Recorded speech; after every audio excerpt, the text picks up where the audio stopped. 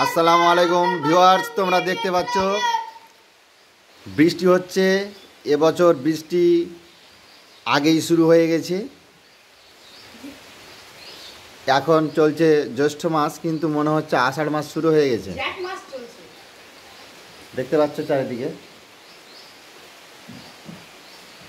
রাত্রি থেকেই প্রচণ্ড বৃষ্টি হচ্ছে। চারিদিকে জল জমে গেছে।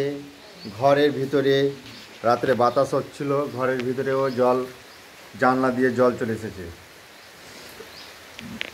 গাছগুলো জলের ঝাপটায় এবং জলের ভরে গাছগুলো সব কাত হয়ে গিয়েছে। দেখতে পাচ্ছ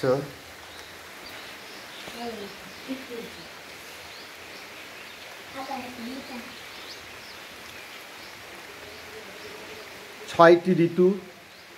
এই ছয়টি ঋতুর মধ্যে প্রতিটি ঋতুরই একটি সৌন্দর্য রয়েছে। বর্ষাকাল যদিও